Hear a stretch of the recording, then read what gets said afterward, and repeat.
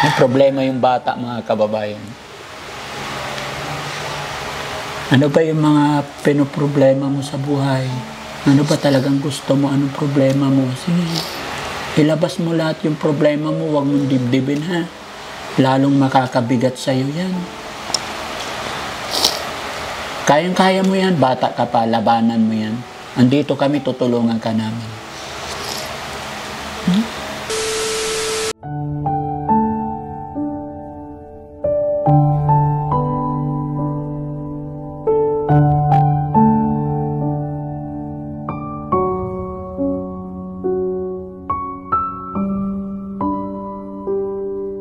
Very good si Lira, bago kumain, nagpipray, no?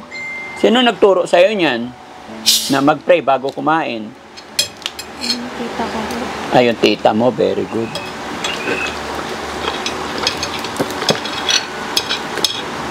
Ay! My God! Sorry. Eh kayo, sabayan nyo na, sige na. Sabayan nyo na, kain na kayo. Kasi kumain na ako sa bahay. O, itlog, kuha ka itlog. Huwag kang mahiya, ha? Sabi ko sa iyo, huwag kang mahiya. Sige na, damihan mo, kain mo para makabawi ka sa puyat pagod. Pagpasensya mo na, hindi pa nakapagluto ng Mamaya na lang tayo magluto ng ulam.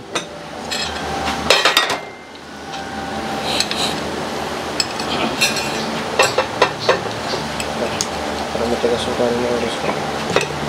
Sako lang. Ha? Sapat ka.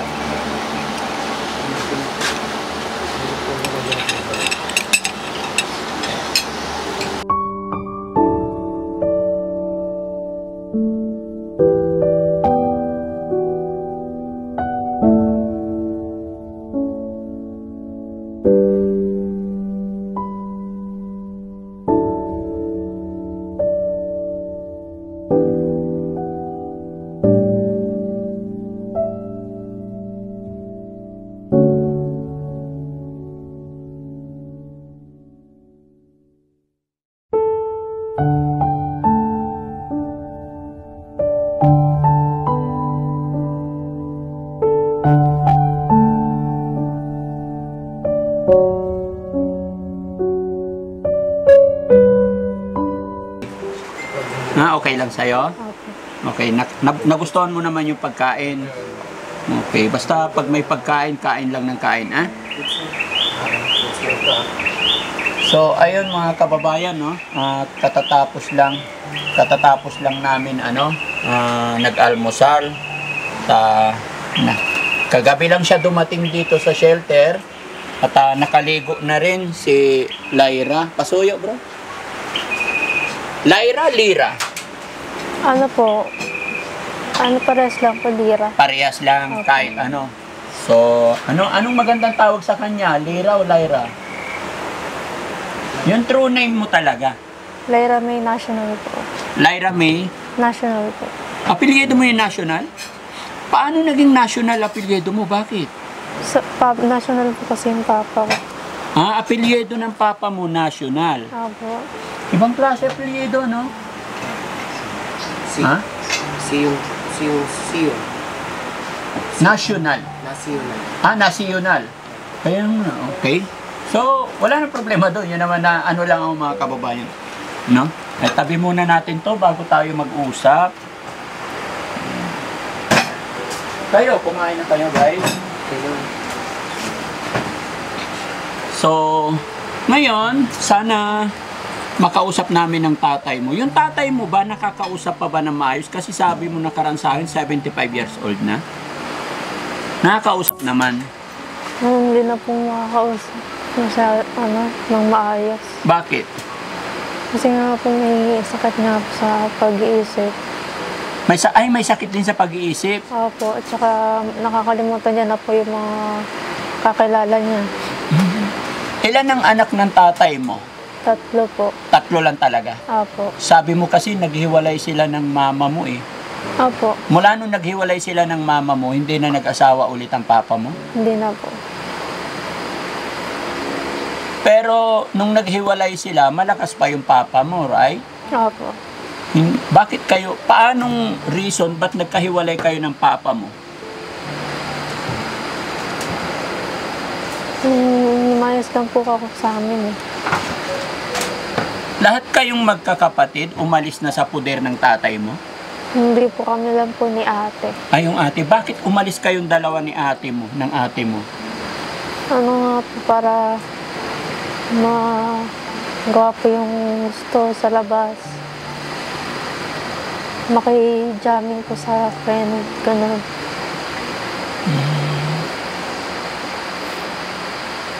Ano sabi ng papa mo nung umalis kayong magkapatid? Hindi ko po alam. Hindi naman kayo hinanap ng papa mo? Sa bagay, wala nang magagawa kasi sabi nga niya, may sakit yung tatay niya. Alzheimer? Sino nag-aalaga sa papa mo? Yung pinsan ko po, tsaka yung isa ko pong kapatid, andun din po yung tita ko. So sila yung nag-aalaga. Apo. Nung umalis kayo doon, hindi ba kayo hinanap ng tita mo? Hinanap naman po. Oh. So, nalaman po nila na may jowa po ako. Hindi na po ako nila hinanap. Pinabayaan ka na nung nalaman nila may jowa ka. Pero problema ngayon, pinalayas ka ng jowa mo.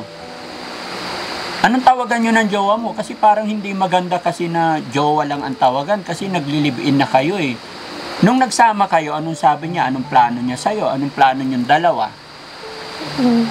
Pag nakaipon na raw po siya, maghanap po siya ng uupahan po. Yung kaming dalawa lang po. Oo. Tapos? Tapos ako naman po, pag nakahanap po ng trabaho, tutulungan ko naman po siya. 3 years na kayo kamo, di ba? Mga kababayan, 15 years old pa lang siya nung nakilive-in siya sa kanyang boyfriend. So, thankful pa rin kasi hindi pa siya nagkaanak kasi sa edad na yan, tapos sa hirap sa financial, pag nagkaanak, mas kawawa ang magiging anak nyo. Mabuti hindi pa kayo nagkaanak, no? So ngayon, anong plano mo ngayon? Anong gusto mong mangyari ngayon? Anong pwedeng itulong namin sa'yo para maging matahimik ka sa isang lugar? Ano po? Gusto ko lang po makapag-aral, makapagtapos, tapos makahanap po ng sarili pong trabaho para makakita po. Makakita ng? Ng ano po, pera po, para makaipon din po. Okay. Gaya ng sinabi ko kasi sa'yo, bata ka pa. Alam mo, ikaw mismo gagawa ng kapalaran mo. Sana, mula nung umalis ka sa puder ng tatay mo, up to now, ngayon nakita mo na yung difference. Medyo mahirap to mga kababayan, pero pasensya na kayo, papaliwanagan kung maigi tong batang to. Mula nung umalis ka sa puder ng magulang mo, nakita mo yung difference, di ba parang wala? Anong nangyari mula nung umalis ka sa papa mo hanggang ngayon, anong nangyari sa buhay mo? Parang mahirap din po. Wala po masyadong na makita na pera. Hindi Bukod sa mahirap kumita ng pera, ano pa yung mga hirap na pinagdaanan mo, yung mga hindi mo makakalimutan nangyari sa buhay mo, pwede ba na malaman? Yung kasama ko po yung jowa ko, nahirapan din po siya kumita ng pera. Nahirapan? Nung na-injured po yung paa niya. Oh. May extra lang po siya doon sa tubigan. Extra lang sa tubigan? Ano po, Nahirapan din po kami maghanap kung saan po kami titira, kung saan po kami kakain. Kasi, bata pa kayo. Ngayon, kung sabi mo, gusto mo mag-aral, may pangarap ka, kailangan magsikap ka. Kasi, yung kapalaran mo, kapalaran natin, tayo mismo ang gagawa. Hindi yung ibang tao. No? Pero, hindi yun gusto ko maging sundalo. Hindi agad-agad yan. Kailangan lahat ng mga bagay, pinapanalangin kay God at pinaghihirapan. No? Kaya, yun, gaya ng sinabi ko, mula nung umalis ka sa magulang mo hanggang ngayon, nakita mo na yung hirap ng buhay. Sakripisyo, hirap, gaya ng sinabi mo, hindi kayo halos magkaroon ng pera. So, ibig sabihin, mahirap bumili ng pagkain. Kumusta naman ang pagkain ninyo? Hindi naman kayo nagpapalagpas ng kain? Siyempre, kung walang pera, mga bata pa kayo. Kumusta naman doon sa bahay ninyo? Kasi, sabi mo, nakasama ka sa biyanan mo. Paano yung pagkain nyo? Ano naman po, hinatian naman po ako ng pagkain ng magulang. Tapos, nakastay in lang po siya sa trabaho niya. Uwi lang po siya kapag tuwing sahod. So, parang kayo-kayo lang dun sa bahay? Opo. Kapatid ng asawa mo? Opo. Hindi ba mahirap? Hindi naman po. Hindi naman.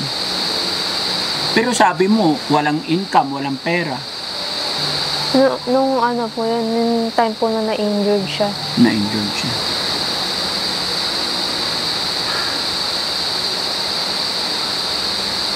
Ang hirap mga kababayan, no? Pero gaya ng sinabi ko sa'yo, ikaw mismo gagawa ng kapalaran mo. Ngayon, ito, pwede kitang tulungan sa sinasabi mong mag-aaral ka. Pero may papangako mo ba na pag nag-aral ka, pag-aaralin kita, bibigyan ka namin ng trabaho, kaya mo kaya magtrabaho? Siyempre, Kaya po. ibibigay namin trabaho yung accurate naman sa trabaho pang babae. Pero, kailangan, lagay mo sa isip mo talaga na huwag kang gala ng gala. Okay ba yon? Opo. Pero sa ngayon, kasi medyo may trauma ka pa, kailangan mo muna mag-stay dito sa shelter kahit mga 5 days, 3 days. Kasi, tingnan mo, ang payat mo. Siguro hindi ka nakakain ng ilang araw or ano. Kailangan palakasin natin yung health mo. No? Kasi kung gusto mo talaga magtrabaho, pwede kang magtrabaho sa company ko, tapos mag-aral. Diba? Kasi sa bahay, may high school, malapit. No? High school na siya, no? High school.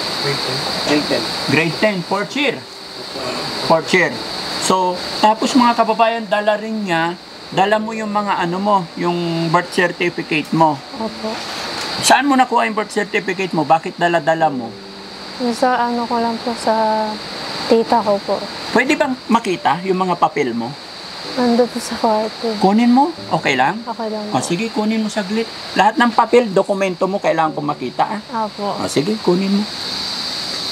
Pakuha natin mga kababayan kasi sa bag niya po, nandoon yung kanyang mga birth certificate, ID, para makita natin yung pagkakakilanlan talaga mga kababayan. Kasi nahihiwagaan ako sa batang ito at swerte na lang talaga na nadaanan ng aking team kagabi.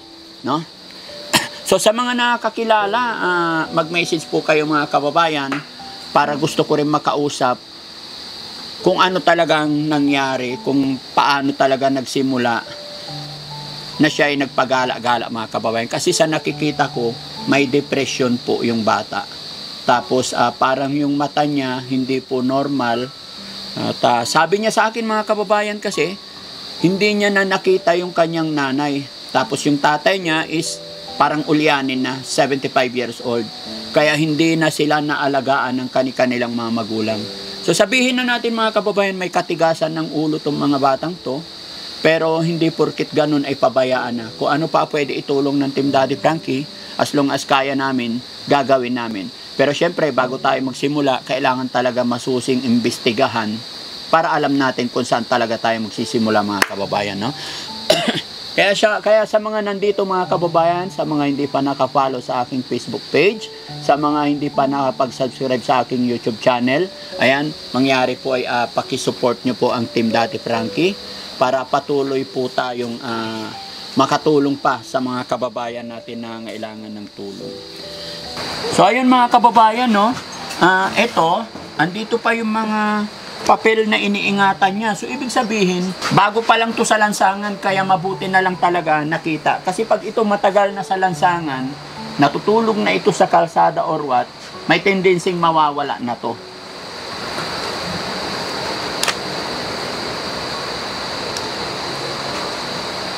Roman Catholic siya, oh. Certificate of Baptism. Tapos ito yung birth certificate mo, no? Okay. Lera May National. Carbito? Servito. Sinsya ka na, malabo na mata. Date of birth, ayan, 28 November 2005. So, 18, tama? Opo. Okay. Kumpleto naman ng papel. So, makakapag-aral ka. Pwede ka naming i-enroll, no? Pwede pa yon ihabol? Masukan na. Naka-exam mo na. Isang quarter na. Naka-exam ka. Pero pwede pa. Pwede pa yan. Park Lane Elementary School. Ingatan mo itong mga papel mo, ha? Buti hindi mo nawawala, ha? Sige. City School Division of Dasmariñas. Malapit lang, di ba? Dasmariñas. Wala nang perma ng magulang to. Rubber ka. Ito, kailan to in-enroll? 2020-2021. Ano yan? Attendance nyo to. Ito, first quarter, second quarter. Walang signature ng parents. Wala talaga nag-aalaga sa kanila. Sa kanya. Ito grade niya, oh. No? May grade naman siya sa lahat, eh. Ang problema, walang perma yung magulang. Perma na magulang. So, ibig sabihin, hindi siya nakikita kung ano. Nung time na nag-aaral ka, sinong nag-aalaga sa'yo nung time na yon? Yung tita ko po.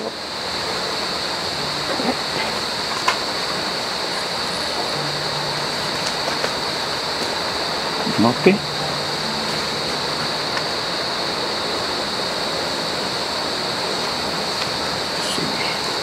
May isa pa akong tanong kung okay lang. Anong mga nararamdaman mo? May sakit ka bang nararamdaman? Wala po. Wala naman. Sa ano lang po talaga, sa mata lang po. Sa mata. Opo. Tapos ano pa yung mga kailangan mo? Anong gusto mo mga kailangan? Mga damit mo? Baka may mga gusto kang bilhin, pwede ka namin bilhan. Wala po. Sigurado ka? Huwag kang mahihiya sa amin, Pero paano kung halimbawa, mapapanood ng mga kapatid mo, tita mo, ang bidyong ito, kukunin ka na nila, babalik ka dun sa kanila? Okay, very good.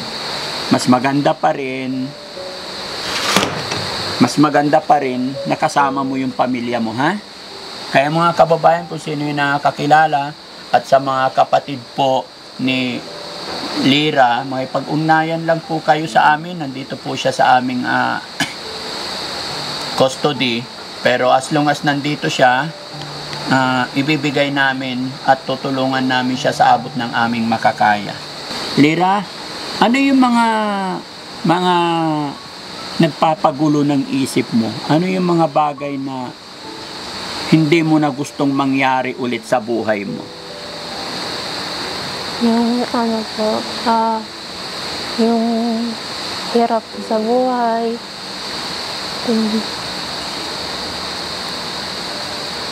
Yung parang wala pong maaabot na pangarap.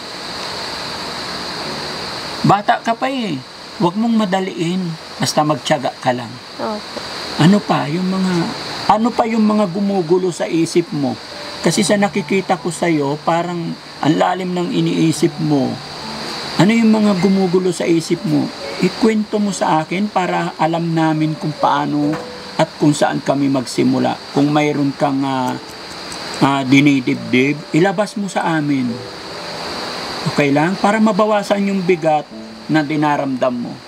Problema mo ba ang magulang mo, nanay, tatay mo?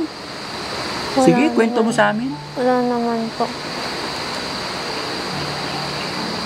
Wala naman po yung problema. Walang problema.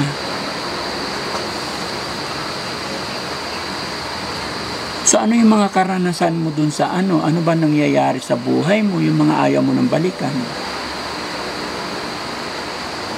Yung ano po, mga ayaw ko po sa ano, yung nagawa ko po tulad nung ano, na makipag-chat po ko sa iba, tapos imimit ko po agad.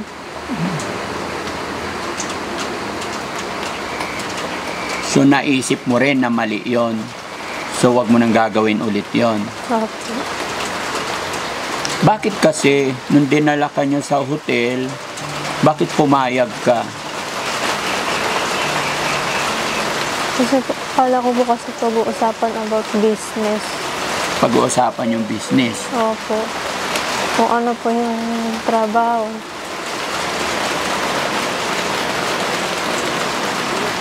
Tapos, Tapos, yun nga po eh. Nung napunta po sa ano, yung maselan po na gano'n. after nun, pagkatapos ninyo, anong ginawa? Iniwan ka na lang. Hindi po. Binayaran niya po ako, tapos pinatid niya po ako doon sa bayan po para makauwi po ako.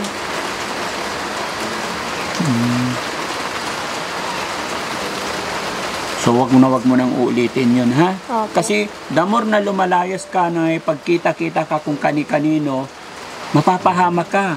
Hindi mo alam kung anong pwedeng mangyari sa'yo. Mabuti nakauwi ka pa. Di ba? Hindi lahat ng tao. Although yun, kalimutan na natin. Nagpipray ka ba kay Opo. God? Lagi ka bang nagpipray? Manalangin ka lang parati, ha?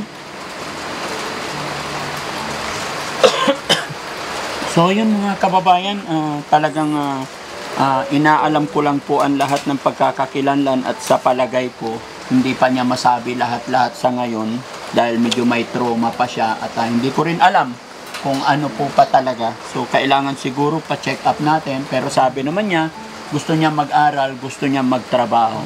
So hindi pa natin alam kung anong pwedeng mangyari mga kababayan hanggang ngayon kasi wala pa kami nakakausap na mga kamag-anak. Sana may mga makausap kami para alam din namin kung saan. Ano yung sinasabi mo, Rab, na sa papel may depression? Sa Facebook page nila? Sa Facebook, kasali siya sa anxiety channel. Ang tahimik mo eh. Anong gusto mong gawin namin para maging masaya ka? Ano lang, wala naman po. Wala naman. May TV dyan, manunood ka. Pwede bang alam mo Facebook ng tatay mo? O kaya yung tita mo, tawagan namin ngayon. Ano Facebook ng tita mo? Pwede bang tawagan namin? Ano po eh, Teresita National. Pwede tawagan natin tita niya. Pairam na isang cellphone. Hindi yan yung isa. Yan. Kasi Rab na lang, Rab. Mas malakas yung kay Rab. Sige. Wait lang mga kababayan. Try natin kausapin ang tita niya. Dahil doon sa unang upload namin mga kababayan. Hanap. Alin dito? Hanapin mo na. Sa unang upload namin, maraming nagme-message na content lang. Mga kababayan, eto, hindi po kami gumagawa ng mga ganon. Hindi kami kagaya ng mga nakikita ninyo. No? So, totoo po lahat ng nilalabas namin. Kaya gusto kong iparinig sa inyo kung anong sasabihin ng tita niya. Kaya pinapahanap namin kung sana matawagan. Para ano daw po, para safe daw po ako. Hindi naman po daw ako pumunta kung saan. So So, ibig sabihin, doon ka lang sa loob ng bahay. Opo. Parang nakakulong nga. No? Kasi, paano mo magagawa yung mga bagay na gusto mo? Nandun ka lang sa pwede. So, sige, ganito na lang, no? Hanggat hindi ka nakukuha ng magulang mo or mga kapatid mo, open itong shelter, dito ka lang hanggat gusto mo. Opo. Pero as long as may kukuha na sa'yo, wala rin problema, bukas ang pintuan. Pero kung aalis ka na at gusto mo talaga, sana magpaalam ka sa amin ng maayos. Ayoko yung lalayas ka, tatakas ka, para alam din ng mga tao, no? Okay? Naintindihan mo ko? Opo. Kung gusto mo mag-aral, pwede ka namin tulungan para makapag-aral. Kung gusto mo rin magtrabaho, pwede ka rin namin bigyan ng trabaho na kaya mo. Pero kung gusto mo magpahinga muna dito sa shelter, wala rin problema. Bibigyan kita ng budget mo para sa pag may gusto kang bilhin. Ayaw namin ikulong ikaw or what. Malaya ka, ha? Ang gusto lang namin kasi, kaya ka ni-rescue ng mga kasamahan ko nung gabing nakita kanila, kasi ayaw nilang mapahamak ka. Pero gaya na sinabi ko, ikaw ang gagawa ng kapalaran mo. Pag maglalayas-layas ka, gagala ka parati, walang mangyayari sa'yo. Pa-down ka ng pa-down. Hanggang sa magiging, hindi natin alam, baka mahuli ka ng mga masasamang loob dyan, hindi natin alam kung anong gagawin sa'yo. Kaya iwasan mo yung maglayas. Mag-stay ka sa isang lugar, sa mga kapatid mo, diba? Kung mahal mo naman yung live-in mo, bumalik ka, makipag-usap ka. Pag-usapan nyo. Pero bata ka pa. No? Hindi ko sinasabing bumalik ka. Kung sa tingin mo saan gaganda ang buhay mo, doon ka. Hindi kita itinutulak, ha? Hindi kita itinutulak, itinataboy papunta sa boyfriend mo. Ang akin lang kung saan ka masaya, kung saan mo talaga gusto. Pero kung gusto mo mag-stay dito sa shelter, gaya ng sinabi ko, walang problema, stay ka dyan hanggat gusto mo. Ang ayaw ko lang yung aalis ka na hindi magpapaalam sa amin, ha? Opo. Okay. Nagkakaintindihan tayo. So sa ngayon, bigyan kitang may pera ka? Ano po? 180 po meron po. 180. Opo. Saan mo kinuha yon? Saan galing? Doon po sa mismo sa lalaki. Okay. Oo nga pala, wag na natin. So anong gusto mo mga bilhin ngayon? Yung mga kailangan ko lang po. Like what? Yung parang pang ano po sa babae. Sige, hindi na natin tatanungin. Basta bigyan na lang kita. Kung gusto mo, samahan ka namin. Saan bilihan ba gusto mo? Kahit din lang po sa tindahan. Ay, dyan, meron? Opo. Sige, bili ka, bibigyan kita. Tapos dyan ka lang, pahinga ka, ha? Okay. Grabe. Ha? Ang laki po. Malaki. Okay na yan. Ha? Para mabili mo yung... Mga kababayan, kasi sabi niya, kaya siya lumayas, nasasakal daw po siya. Sa edad niyang yan, parang nasasakal siya, nakakulong siya. Gusto niya pong maranasan yung buhay bata, yung parang malaya. So, ibibigay natin sa kanya. Gaya na sinabi ko, isipin mo kaming mga tatay dito. Nandiyan naman yung si Kangkong girl. Tulong-tulong ka sa paglilinis ng bahay dyan, ha? Pero hindi ka namin pinipwersa, ha? Na maglinis or what, hindi kayaya. Anak ka namin, parang ganon. Gusto ka lang namin matulungan. Ipaparamdam namin sa'yo yung sinasabi mo, gusto mo maging malaya. Pag kailangan mo ng pera, magsabi ka lang sa akin. Pero please, yung pera, pakaingatan, pahalagahan, huwag gagamitin sa hindi magandang bagay. Okay? Mayroon pa akong tanong, hindi ko alam kung pwede ito itanong. Gumamit ka ba na ipinagbabawal na gamot? Hindi po. Okay, very good. Hindi mo na-try kahit minsan? Hindi po. Very good. Wag na wag mong susubukan. Opo. Masisira ang buhay mo. Ha? Wag na wag mong susubukan. Pag may mga tao kang nakitang ganun, lumayo ka sa kanila. No? Dapat kasi, para magkaroon ka ng magandang kinabukasan, magandang future, maipagkaibigan ka sa mga mabubuting tao.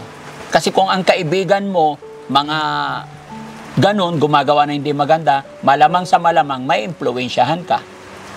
Pag ang kaibigan mo mga nag-aaral, matuto ka rin mag-aral. Pag ang mga sinasamahan mo ay laging nagpupunta ng simbahan, mapapalapit ka kay God. Kung ang sinasamahan mo ay yung mga nagtatambay lang dyan gabi-gabi, malamang sa malamang, mapapaasawa ka ng maaga, hindi natin alam kung anong mangyari. Kaya yun yung sinasabi ko sa'yo. Ikaw mismo gagawa ng kapalaran mo. Okay? Si God, mahal tayo ni God. Pero sana mahalin din natin ang sarili natin. Sana, huwag mo kakalimutan yung mga payo ko sa'yo, ha? Yung mga payo namin, ha? So, ayun, hanggang doon na lang muna. Okay? Maraming salamat mga kababayan. Sana po ay nagustuhan nyo po yung programang ginagawa ng Team Daddy Frankie.